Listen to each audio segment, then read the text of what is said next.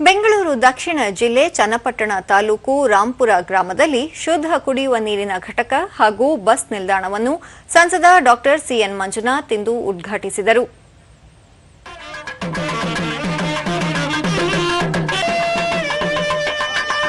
ಘಟಕಗಳ ವೆಚ್ಚ ಎಷ್ಟಪ್ಪ ಅಂದ್ರೆ 1 ಕೋಟಿ ರೂಪಾಯಿ.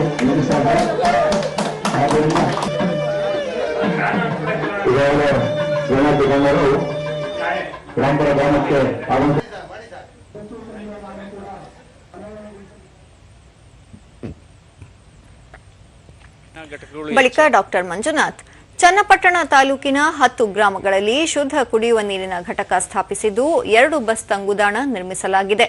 ಕೇಂದ್ರ ಸರ್ಕಾರದ ಜಲಜೀವನ್ ಮಿಷನ್ ಯೋಜನೆಯಡಿ ಗ್ರಾಮೀಣ ಪ್ರದೇಶಗಳಲ್ಲಿ ಶುದ್ಧ ಕುಡಿಯುವ ನೀರಿನ ಘಟಕ ಸ್ಥಾಪಿಸುತ್ತಿದ್ದು, ತೊಂದರೆ ಇರುವ ಪ್ರದೇಶಗಳನ್ನು ಗುರುತಿಸಿ ಕಾಮಗಾರಿ ಕೈಗೆತ್ತಿಕೊಳ್ಳಲಾಗುತ್ತಿದೆ ಎಂದರು. ಪಶ್ಚಿಮ ಏಷ್ಯಾ ಸಂಘರ್ಷ ತೈಲದ ಮೇಲೆ ಪರಿಣಾಮ ಬೀರುತ್ತಿದ್ದರೂ ಭಾರತ ಉತ್ತಮ ರಾಜತಾಂತ್ರಿಕ ಮಾರ್ಗವನ್ನು ಅನುಸರಿಸುತ್ತಿದೆ. ಹಾರ್ಮುಜ್ ಜಲಸಂಧಿ ಮೂಲಕ ತೈಲ ತುಂಬಿದ ಹಡಗುಗಳನ್ನು ತರಲಾಗುತ್ತಿದೆ. ಅನಿಲ ಪೂರೈಕೆಯನ್ನು ಶೇಕಡಾ 20ರಷ್ಟು ಹೆಚ್ಚಿಸಲು ನಿರ್ಧರಿಸಲಾಗಿದೆ. ಅಲ್ಲದೆ ಪ್ರಪಂಚದ ಸಾಕಷ್ಟು ದೇಶಗಳಲ್ಲಿ ಸೌರಶಕ್ತಿಯನ್ನು ಹೆಚ್ಚು ಬಳಸುತ್ತಿದ್ದು, ಭಾರತದಲ್ಲೂ ಸಹ ಸೌರ ವಿದ್ಯುತ್ ಬಳಕೆ ಕಡ್ಡಾಯಗೊಳಿಸಿದಲ್ಲಿ ಸಮಸ್ಯೆ ನಿವಾರಣೆ ಸಾಧ್ಯ ಎಂದು ಹೇಳಿದರು. ನಮ್ಮ ಪ್ರಧಾನಮಂತ್ರಿಗಳು ಮತ್ತು ವಿದೇಶಾಂಗ ಸಚಿವರು ಇವತ್ತು ಮಾತನಾಡಿದ್ದಾರೆ. ಇರಾನ್ ಅಧ್ಯಕ್ಷರ ಜೊತೆ ಮಾತಾಡಿದ್ದಾರೆ, ಕತಾರ್ ಅಧ್ಯಕ್ಷರ ಜೊತೆ ಮಾತಾಡಿದ್ದಾರೆ.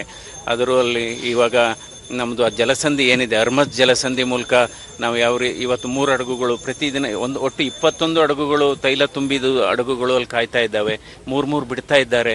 ಭಾರತದ ಧ್ವಜವನ್ನು ನೋಡಿದಂಥ ಸಂದರ್ಭದಲ್ಲಿ ನಂತರ ಈಗ ನಿನ್ನೆ ಕೂಡ ಒಂದು ಉತ್ತಮವಾದಂಥ ನಿರ್ಧಾರ ತಗೊಂಡಿದ್ದಾರೆ. ಒಂದು 20% ಅನಿಲ ಸಪ್ಲೈನ ಜಾಸ್ತಿ ಮಾಡುತ್ತ ನಿರ್ಧಾರ ಮಾಡಿದ್ದಾರೆ. ಇದು ಜಾಗತಿಕ ಸಮಸ್ಯೆ. ಇಂತಹ ಜಾಗತಿಕ ಸಮಸ್ಯೆಯಲ್ಲೂ ಕೂಡ ಭಾರತ ಉತ್ತಮವಾದಂಥ ರಾಜತಾಂತ್ರಿಕ ಮಾರ್ಗವನ್ನು ಅನುಸರಿಸ್ತಾ ಇದೆ.